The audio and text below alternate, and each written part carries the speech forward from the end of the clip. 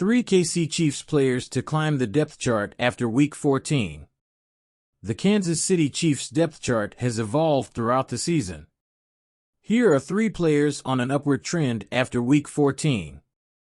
The NFL depth chart shouldn't stay the same throughout the season. Players are out for the season, veterans are struggling, rookies are coming on. All of these and more contribute to the ups and downs of the NFL's depth chart. But before I continue, I would like to say, if you are a loyal Chiefs fan and like our content, please subscribe to the channel, as I bring you news daily about the best team in the NFL, our beloved Chiefs. The Kansas City Chiefs have some players who are forever on top. The first that comes to mind are quarterback Patrick Mahomes, linebacker Nick Bolton, tight end Travis Kelce, and defensive tackle Chris Jones. These players are just better and more integrated into their respective units than the rest. I'm not touring the other 49 members on the Chiefs roster, but that's football. Beneath the surface, however, some players have changed their positions on the depth chart.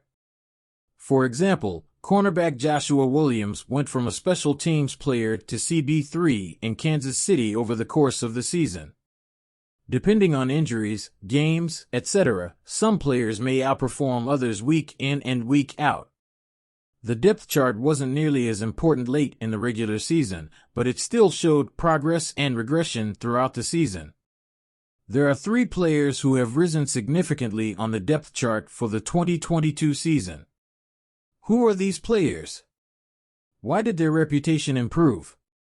Wide receiver Justin Watson is a fringe member of the Chiefs' 53-man roster to start 2022. Now he's the team's WR2, ahead of Marquez Valdes-Scantling and Sky Moore.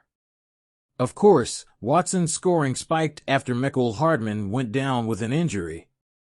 But the stakes remain high for him with Kadarius Toney in limited action.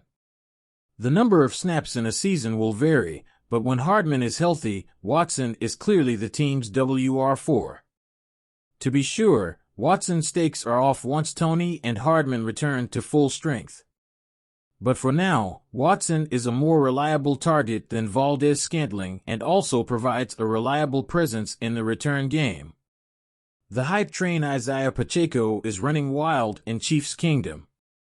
While Pacheco is a great rookie success story, veteran Jerick McKinnon is Kansas City's RB1.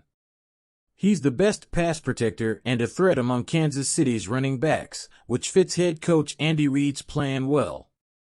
Reid himself referred to McKinnon as a dinosaur because of the physical demands of playing running back in the NFL. But Pacheco and McKinnon have played well together in recent weeks. McKinnon has passed Pacheco 4 times in the past 6 games. McKinnon is the Chiefs' best running back this past postseason.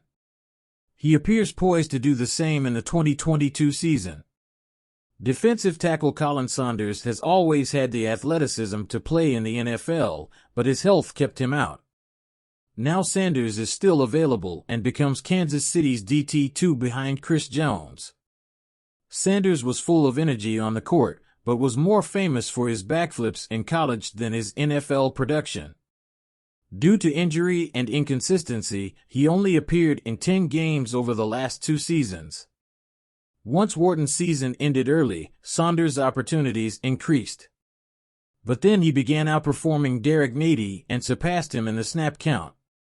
Neither has been particularly dominant, despite playing alongside Jones. However, it is good to see Saunders carve out a role higher on Kansas City's depth chart. We've reached the end of another video.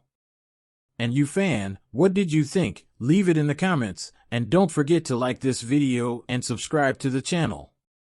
Until the next news.